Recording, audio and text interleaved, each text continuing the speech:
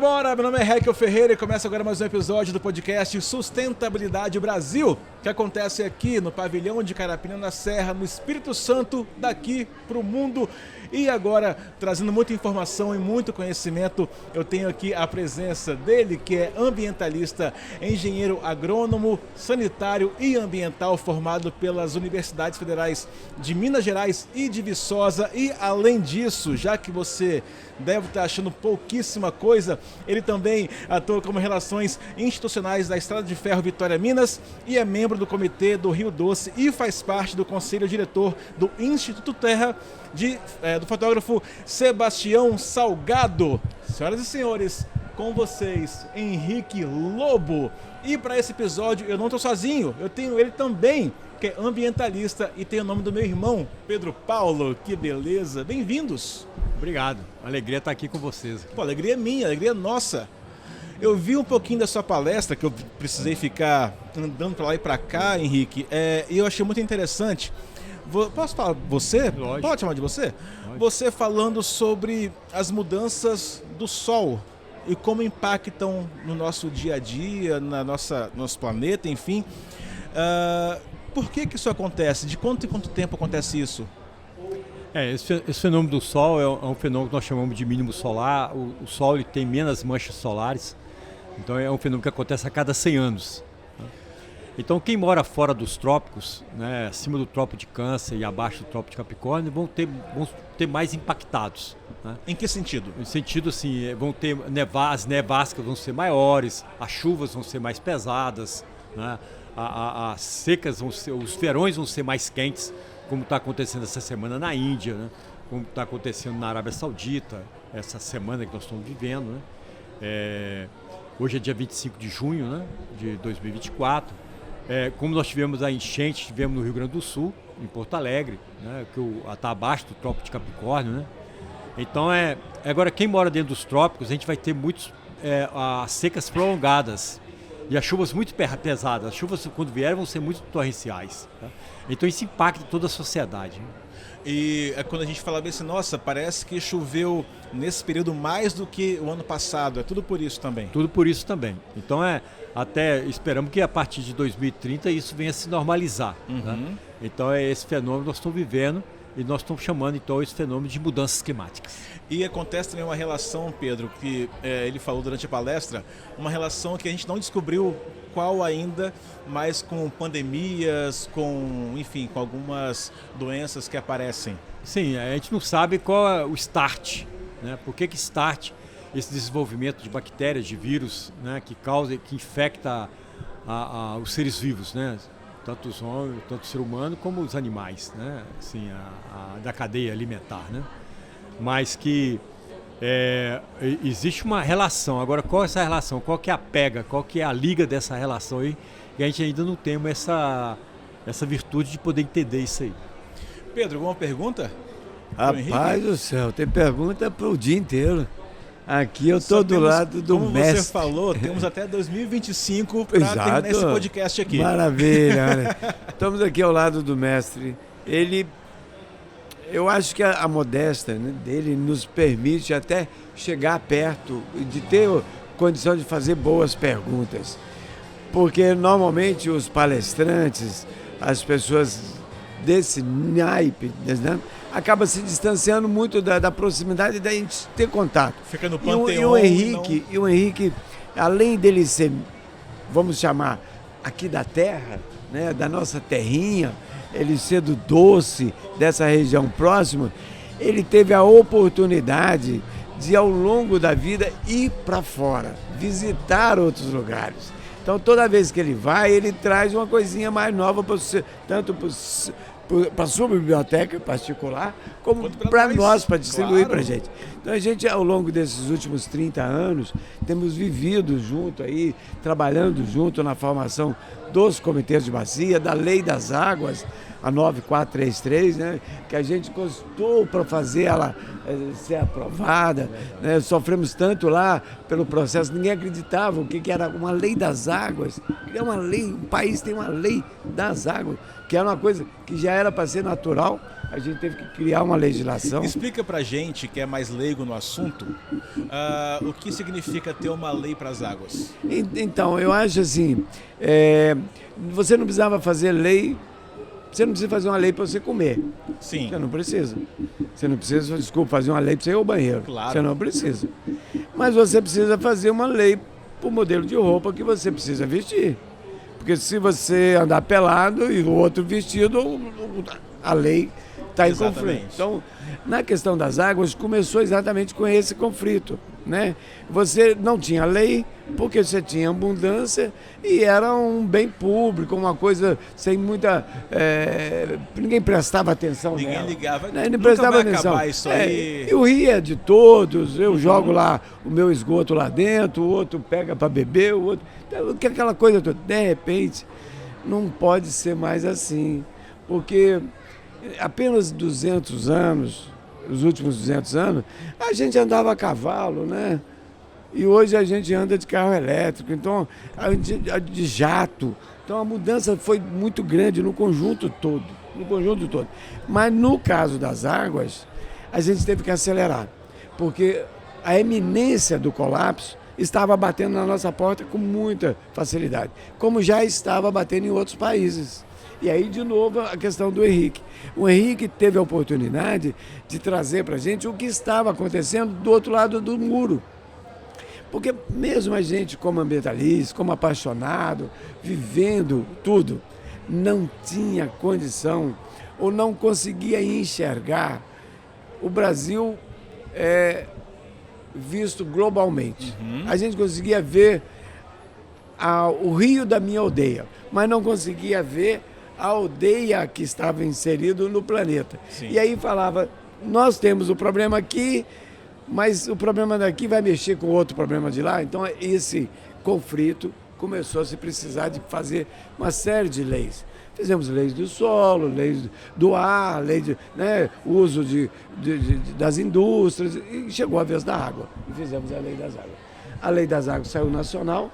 Na sequência, os estados, acho que todos os estados hoje já tem, né, Henrique? Sim, todos os estados sim. Foram criados. Aqui no Espírito Santo, menos de 10 anos depois já estava homologado a lei do Espírito Santo, a de Minas Gerais também, e aí foram criando as leis. Dentro dessas leis se baseou nos instrumentos que a lei dizia, que era o comitê, cobrança, uma série de coisas que a lei trouxe de novo. Não é isso aí? Estou falando muita bobagem? Não. E Tá com essa certo. lei, as pessoas passaram a se preocupar mais com esse assunto ou ainda é algo longe? A preocupação, ela... Eu digo as pessoas da sociedade, tá? Pois é, a preocupação, ela às vezes demora para chegar na sociedade. É para isso que existe as políticas públicas. A política pública tem que enxergar primeiro, porque se ela enxergar por último, não tem mais nada para fazer, já acabou. Então Precisa, ela de uma tem que enxergar primeiro. conscientização. E para isso temos os pesquisadores, os estudiosos, os consultores, aquelas pessoas que apoiam as questões políticas, a política pública para poder fazer. Então a lei veio um pouquinho atrasada, mas ainda veio em condições de implementar trabalhos. Trabalhos esses que o próprio Henrique mostrou hoje, né? Que a gente tem visto aí, e que isso é questão. Agora, a preocupação é muito grande. E a gente sai da palestra confortado com o que podemos fazer, mas com muito incomodado e com o pânico do que já foi feito de errado. E que se não fizermos já foi de nada, errado. como vai piorar, né? O que já foi feito de errado é muito grave. Sim. Né? Mas era o verbo ignorar, né? As É isso pessoas que eu queria falar. não tinham conhecimento, né? Então é Sim. o verbo ignorar, né? Então a falta de conhecimento levou muito a sociedade, a práticas da sociedade em desenvolver a qualquer custo, né? Então, assim, a sede de se desenvolver, né? Então, precisou ordenar. Então, as leis é para trazer a ordenança dos usos múltiplos, né? Principalmente da água, né? Então, a hidrelétrica, o solo, né? O uso do solo, o uso da floresta, o uso da pesca, né? Da várias atividades do abastecimento público, principalmente da agricultura, né? Então, todos essa ordenança que veio a lei. A lei veio para ordenar, né? Para organizar a diversidade dos usos múltiplos da água. Se antigamente éramos ignorantes por falta de educação, por falta de conhecimento, hoje, 2024, século 21, estamos menos ignorantes? Ou ainda continuamos tendo aqueles erros do passado? Não é que nós somos menos ignorantes, não, nós temos muito conhecimento, nós somos uma geração do conhecimento. Né? Mas a gente usa? Mas essa geração do conhecimento, nós estamos buscando as alternativas para melhorar. Né? Então, nós estamos restaurando nos solos, nós estamos restaurando nas nascentes, nós estamos fazendo subsolador. Os solos nossos, durante gerações e gerações, ele ficou muito compactado. Né? Ficou tão compactado que a semente hoje não consegue romper a camada do solo para poder crescer. Chuva, olha só. Né? E nem a água. E nem a água. A água não consegue passar mais infiltrar no solo. Então a gente tem que hoje passar um subsolador, porque é muito interessante, porque nós moramos num país tropical, mas quem mora lá no país temperado, é muito interessante que a Europa, por exemplo, assim, a Alemanha, quando ela criou o trator e criou um arado de disco, era para tombar a neve, para a neve secar mais rápido, para ela poder plantar, porque a janela do plantio deles é muito curta, é primavera e verão. Era para pôr a neve debaixo da terra. Da terra. Ela ia virar água. Para ela virar água. Então ela para virar água. Algum sabido do Brasil foi lá, viu aquilo lá, falou: opa, no Brasil vai fazer serviço para muito cavalo, porque era um cavalo que carregava, rasgava a terra com a faca, que era um facão que o cidadão tinha. Ele carregava. Ele carregando, assim. Né? Então, quando trouxe para cá que o cara virou a terra, o que ele fez? Quando ele vira a terra, ele desestruturou a terra, desestruturou o solo. As partes do solo foram desestruturadas. Né? Então vem a chuva de enxurrada, carrega aquela fertilidade do solo embora para dentro do rio. O rio foi ficar assoreado. Né? Então você ouve muitas pessoas falar assim: quando eu era criança, eu pulava aqui dentro desse rio de cabeça. Hoje eu passo água na canela. Né? Então você ouve muito essa geração nossa, geração passada, falando isso. Né? Então nós que herdamos, a nossa geração que herdou tudo isso, nós somos uma geração de mudar a chave. Então, como nós temos conhecimento agora, agora vamos fazer com ordenança o que a geração passada não fez pela falta de conhecimento, pelo verbo ignorar. Agora nós vamos fazer com ordenança. Né? Sobre isso, esse evento fala muito sobre, né, presente e o futuro. O que a gente pode fazer para melhorar a nossa situação? Pedro Paulo e Henrique, nos salve, por favor. Pois é, nós éramos na década de 70, 80% da população brasileira rural. 80%. Hoje, nós somos 82% da população urbana. Sobrou 12%. Sobrou 18%. Nós mudamos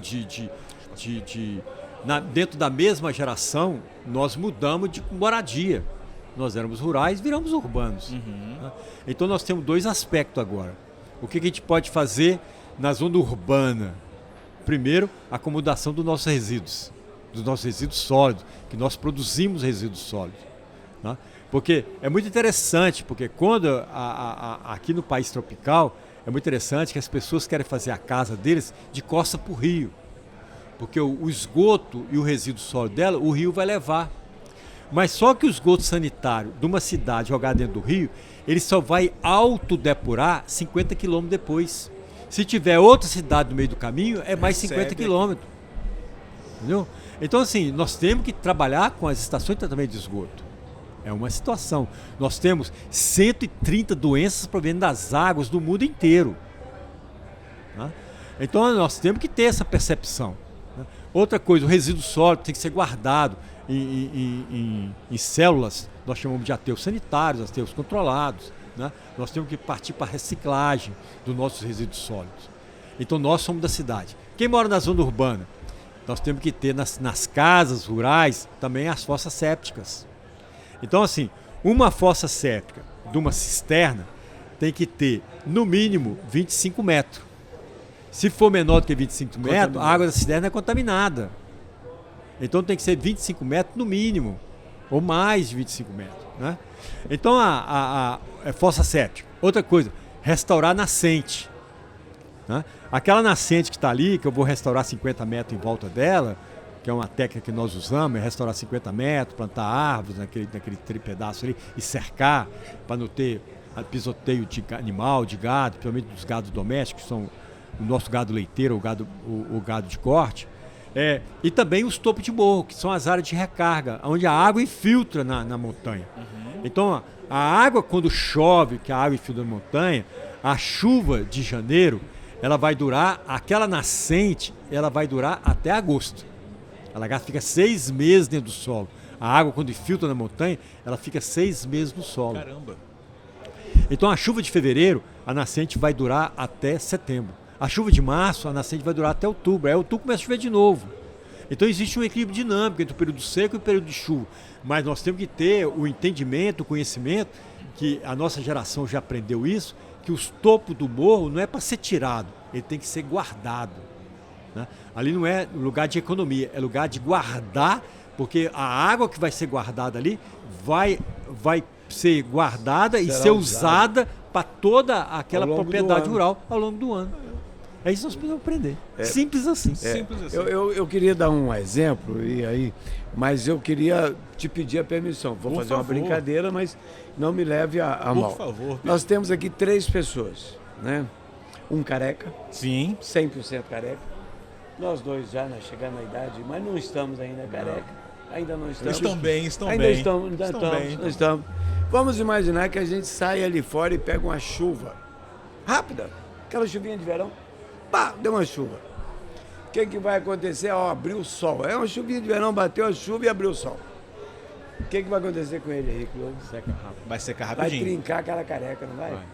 Vai trincar aquela careca. Sim. Vai brilhar e a aguinha que caiu nela, mais o sol quente em cima ainda, hein? Aquilo vai doer, não vai? Vai, e dói mesmo. E vai doer. Dói mesmo. O que vai acontecer com a gente? Nós ainda vamos ficar mais um tempo molhado. Além de ficar um tempo molhado, o couro cabeludo ainda vai ficar úmido por mais alguma hora. Sim. Então, isso é o topo do morro. Isso é o que o Henrique está explicando. Belo exemplo. Então, se você quer guardar água, guarda na sua cabeça. Guarda no topo da montanha. Guarda ela lá, porque ela vai ser usada gradativamente através das nascentes, através dos filetes de águas que irão descer como se estivesse descendo na sua cabeça. Aqueles filetes de água vão acontecer de uma forma escalonada, porque se você, uma chuva demora 2, 3 meses para descer, dá tempo de uma outra vir aí. Não, tempo de outra vir. Dá tempo de outra vir, né? É isso mesmo. Aí vai que dá sorte, vem mais uma, aí vem mais outra, e aí você vai mantendo o ano. Agora, quando investe, você quebra a dinâmica. Aí quebrou a dinâmica, meu irmão. Aí você desalinha tudo. Desalinha a água, desalinha a fauna, desalinha a flora, desalinha a humanidade, o uso humano. Sim, claro. Desalinha a área urbana. Começa a faltar água na área urbana para beber, para lavar o carro, para trocar não sei o que, você começa a ter o problema todo. É isso mesmo. Então esse desestabiliza tudo que a gente conhece. Então, hoje a nossa sociedade ela tem que ter essa leitura, esse entendimento. Né? Então tem que ser uma transferência de geração para geração. Transferência de geração para geração que acontece muitas vezes a partir de historinhas, de quadrinhos. Me fala, Pedro, desse livro, desse trabalho aqui. Isso é coisa antiga, né? Pode ser atual para nós hoje, mas é um trabalho que a gente vem puxando. Inspirado na vivência ao lado do Henrique Lobo, ao lado de outros grandes ícones na bacia, o próprio Dr. Zé Carlos, nosso mestre também, o ex-ministro, e outros tantos que tiveram com a gente ao longo desses anos e que a gente brincava um com o outro de chamar o outro de Zé dentro d'água. Não é, você é um Zé, mas um Zé dentro d'água. Zé dentro d'água. Você é um Zé, mas um Zé que tem um carinho de água, tem um amor todo. Aí acabamos escrevendo um livrinho para as crianças para falar de como cuidar da sua nascente, né? E é importante essa conscientização desde pequenininhos, né? Sim. E com o tempo eles vão aprendendo. Mas eu gostaria mesmo de que a gente puxasse, se você me permite, por favor, o assunto para essa questão da Bacia do Doce. Porque eu acho que o Henrique foi muito feliz no final da palestra dele, onde ele trouxe depois de fazer um apanhado do mundo inteiro, depois de ter feito um conhecimento, trazendo a particularidade de cada país, de cada rio de país, que teve país que teve vários rios que você falou ali, trazer particularidade. Eu gostei muito de um que você diz, olha, os jovens foram embora, deixaram os adultos para trás e hoje todo mundo vive lá de pesca esportiva. Não, né? O rio ficou tão bom, ficou tão gostoso, que hoje eles pescam lá, né? Tem lá o rio que pesca truta, o outro que não sei o quê. Então, agora nós temos uma situação dentro de casa que está complicado. O Rio Doce. E o Henrique traz no final da palestra dele a explicação. Ele não está complicado porque a água está ruim. A água está quase dando para beber já. Mas ele está ruim porque não tem água. Ele está ruim porque não tem. É isso mesmo. Hoje na Bacia do Rio Doce, nós somos 228 municípios, a Bacia do Rio Doce. 8 tem estação de tratamento de esgoto. Né? Então nós temos 220 municípios jogando esgoto sanitário dentro do Rio Doce. Né? Então o grande problema hoje do Rio Doce tem 2 problemas sérios. Nós temos 80% da bacia hidrográfica que é pastagem degradada. A bacia hidrográfica tem 83.500 km², nós temos 60 mil km² de pastagem degradada. Então essa perda de solo é bastante significativa. Então imagina que a barragem de rejeito de Fundão tinha 43 milhões de toneladas de rejeito. 23 milhões de toneladas de rejeito ficou no lago da barragem de Candonga. Segurou lá em cima. Na primeira barragem. E 20 milhões verteram o rio e vieram até a foz do rio, até a regência. Mas nós perdemos por ano. Aquilo lá só foi um evento que foi há 9 anos atrás. Uma noite. Nós perdemos por ano quase 14 milhões de toneladas de solo por ano. Meu Deus! Proveniente da agricultura, proveniente das pastagens estradas, degradadas, proveniente dos aterros, dos loteamentos. Né? De uma exploração que é feita de qualquer jeito. É uma exploração difusa, que ninguém vê. É como se ninguém vê. E câncer. hoje, os medidores nas fozes desses rios afluentes do Rio Doce estão mostrando isso. Né? É muito interessante. Então, a gente tem esses dois fenômenos dentro do Rio Doce. Um rio que em 1960 tinha 3 metros de profundidade média aqui em Linhares, hoje tem 90 centímetros. De Linhares, hoje a Regência, que são 50 quilômetros, 54 quilômetros, o rio tem 50 centímetros de profundidade média. 50? É isso aqui só. Ele não tem mais o canal principal dele, né? Ele virou um fundo chato, igual essa mesa aqui. Né? Então, assim, tá lá, outro tá aqui. a questão toda é nós temos que começar, primeiro, tratar o esgoto sanitário das cidades, já que nós somos urbanos. Outra, estudar os topos de morros, restaurar os topos de morro, guardar os topos de morro. Né? Não é que o produtor rural está perdendo o topo de morro da propriedade rural, ele está ajudando, ele está sendo ajudado, ele mesmo está se auto-ajudando. Ele está se beneficiando. Beneficiando a propriedade dele. Ele está beneficiando a propriedade dele em ter água na propriedade rural. E dele. O resto que... Né? Ele, por se beneficiar, é auto-beneficiamento para todo mundo. Para todo mundo. Ele está beneficiando todos, além dele. Primeiro ele e depois os outros. Todos vão ser beneficiados, inclusive a cidade. Quem mora na cidade. Né? Que precisa da água para beber. Que é 82% da população. Que é 82% da população. Né? Então, esses entendimentos que nós precisamos buscar cada vez mais. Né? 16 rios são afluentes do Rio Doce. 16 rios trouxe vida para o Rio Doce. Hoje, o leito do Rio Doce, o fundo do Rio Doce, nós temos conchas, nós temos bivalvos, que são excelentes infiltradores de qualidade de água. Eles só vivem se tiver água de qualidade. Se tiver água suja, eles não vivem lá. Não conseguem viver lá. Né? Nós temos outros. O lambari é outro filtrador de qualidade de água. Indicador bom de qualidade. E agora apareceu em 2022, alguma barragem rompeu de alguém que trouxe da Amazônia o tucunaré azul. E o tucunaré azul hoje está no Rio Doce. E ele é alto bioindicador de qualidade de água, ele só vive em qualidade boa.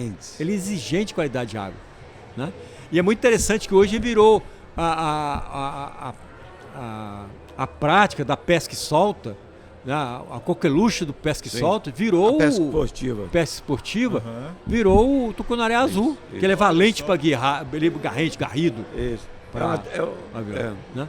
Então, assim, a gente está vendo assim, a população desses peixes aumentando dentro do Rio Doce.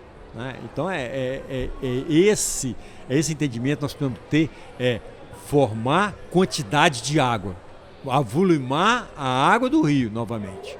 Né? Nós precisamos transformar esse rio para que seja um rio cada vez mais um lugar melhor de viver e de morar. Existe uma máxima, né? Quer dizer, existem várias, mas uma é que com quantidade você consegue fazer qualidade. Mas sem quantidade você não consegue fazer qualidade, porque as coisas você não tem. O pouco esgoto que cai num pouco de água já contamina tudo, não tem jeito.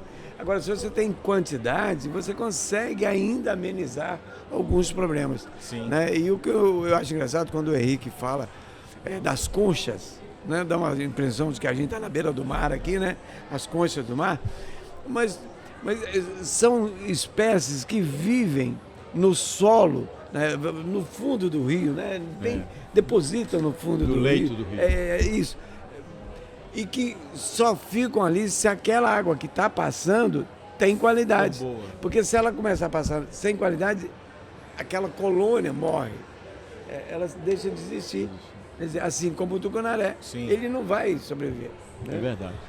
E aí as preocupações, né? Nossa, é sempre com essa questão. Se eu não tenho quantidade, principalmente dos meus afluentes, que gera a calha principal, que é o Rio Doce, como é que eu vou fazer no período da seca? Eu não tenho o meu contribuinte, que é o afluente, ele não está em condição de me entregar água, a minha calha já está seca, o A, o B, o C, o D, os 12 rios não conseguem me entregar, o que vai acontecer com a calha? Ela vai virar uma estrada de poeira. É verdade. É isso mesmo. Então nós temos que ter quantidade de água para manter o nosso rio principal vivo. E você faz isso nas cabeceiras de novo, nas montanhas, nos topos de morro. Na cabeça. Na cabeça, minha gente. Para terminar nosso papo aqui, eu sempre pergunto para as pessoas dos estandes, enfim, dos expositores, qual que é a importância de um evento como esse acontecendo no Espírito Santo para o Brasil e para o mundo? O evento como esse é justamente aquilo que eu falei, a nossa geração é a geração do conhecimento. Né? Então é trazer melhor entendimento, melhor conhecimento para a geração nova. Olha, o caminho é aqui. Se vocês forem aqui, vocês vão acertar. Né? É o que aconteceu, eu vou fazer um paralelo aqui. Em 1630 a 1710, tivemos um mínimo solar. A turma que morava em Machu Picchu, faltou água e faltou comida, por causa do mínimo solar. Então eles foram morar dentro da floresta. Aí como passou 70 anos, aí a turma mais velha falava para os mais novos, não volta para lá, para a montanha, porque nós passamos fome e passamos sede lá. Continuam morando aqui na floresta. E aquele site foi abandonado. Né? Então, semelhantemente, a nossa geração agora, nós temos que mostrar para a geração nova, olha, o caminho é aqui. Não faça isso. Não faça isso. Vocês querem sobreviver? Não faça isso. Tem tempo. Precisamos nos adequar e aprender a viver, se nós somos urbanos, vamos aprender a viver dentro da sociedade urbana e vamos aprender a viver com o campo. É que nós precisamos viver na zona rural e na zona urbana. Tudo é integrado, não tem fio desencapado. Sim. Né? Existe uma conexão. Então, eventos como esse aqui é justamente para disciplinar, é para alertar, é para mostrar para a geração nova, olha, tem como fazer. E é rápido. As respostas ambientais, elas são muito rápidas, elas são imediatas. Né? O Instituto Terra está aí 25 anos de floresta. E a floresta está lá. Linda. E com toda a biodiversidade que ela foi plantada. né, ao ponto da cadeia alimentar completa Ter está lá fechado dentro o hoje, ciclo. Olha que com legal. 25 anos. Do ano passado ter aparecido o lobo-guará e a onça parda. Já tinha aparecido a jaguatirica há 10 anos atrás. Né? Então, o topo da cadeia alimentar está lá, sustentando, vendo que tem como fazer e a resposta é bastante rápida. Pedro, qual que é a importância de um evento como esse? A gente é até suspeito, né, que a gente vive dentro do evento, respira o evento, mas eu diria que a importância desse evento é ter a oportunidade, o presente de estar ao lado dessas pessoas maravilhosas. Porque elas trazem para a gente um pouco do que a gente ainda precisa, que é energia. E com esse pouquinho que ela traz, a gente vai para a rua e vamos fazer. E estimula a gente, né? A gente hoje brinca aqui, eu acabei de tomar uma água, estava vendo aqui, a dificuldade que foi para aprovar a não utilização nesse evento de copo plástico. A dificuldade que foi. Parecia simples. Era só dizer, ó, não pode usar copo plástico, vamos usar de papel. Mas como foi difícil para implementar que tudo aqui não fosse de plástico. Não tem nada contra o plástico e nós sabemos que o plástico tem o seu lugar certo. O que nós estamos falando é do que vira lixo e o que vira resíduo e o que vira composto. Né? Como é diferente. É essa cadeia que nós estamos discutindo. Então, é um prazer muito grande estar aqui e ter esse pessoal todo com a gente. Eu só tenho que agradecer e publicamente dizer que meu fã aqui, ó. Aqui, ó. Muito obrigado. Esse menino aqui é menino de ouro. Obrigado. Pedro Paulo, obrigado pela sua presença. Obrigado, Henrique, Obrigado. pela sua presença aqui no evento, palestrante, enfim. Eu conversei com os dois ambientalistas, Pedro Paulo e Henrique Lobo. Eu sou Raquel Ferreira e esse foi mais um episódio do podcast Sustentabilidade Brasil. Até já!